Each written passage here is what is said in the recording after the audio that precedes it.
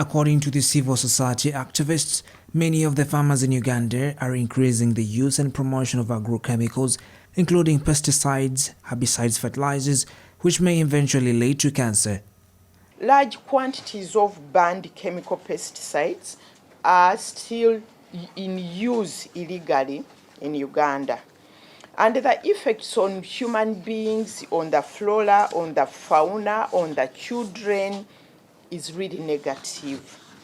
We specifically note also that the European Commission passed a number of regulations and pulled out 41 highly hazardous pesticides which they identified, but which we are currently using in Uganda. Southern and Eastern African Trade Information and Negotiations Institute, CIATIN, a non-governmental organization that works to promote pro-development trade, fiscal and investment-related policies, says Ugandans are losing a lot when it comes to agriculture products on the continental and global markets. Because we are using these banned hazardous agrochemicals. For example, Uganda is estimated to lose approximately $200 million in exports of agro products in the European market. So that's a very heavy loss.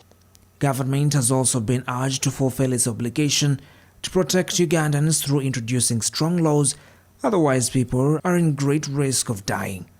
So government is sleeping on the job. When we look at the legal framework is not supportive, and even the few provisions we have are not being implemented. This is why we are calling upon MAIF, the Ministry of Agriculture, to implement Section 18 of the Agricultural Chemicals Act, because they have the mandate in there. A few things have been done. For example, we have the organic agriculture policy. But a policy is a policy. We are asking for a law to such that even us as civil society, if we are to hold them accountable, we can hold them accountable using the law. But right now we don't have the law.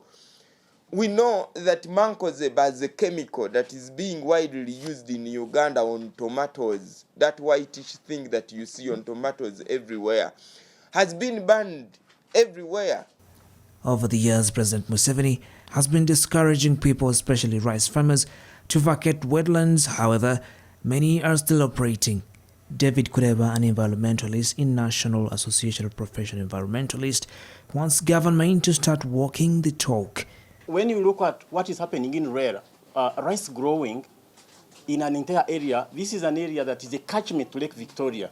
And in that particular area and in that particular farm, there are a lot of agrochemicals that are used. If one of you have been there, you will see that rice is growing, but you never see pollinators in there. How does it grow? This is an area that communities used to go and get fish.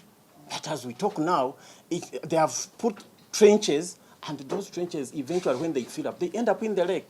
In 2019, National Association of Community and Occupational Health released a report of a year-long study on the extent of contamination of community water sources and vegetables sold on most Ugandan markets, indicating that tomatoes, the most consumed vegetable in Uganda, were contaminated by up to 8 different harmful pesticide residues that are risk to cancer cause into humans.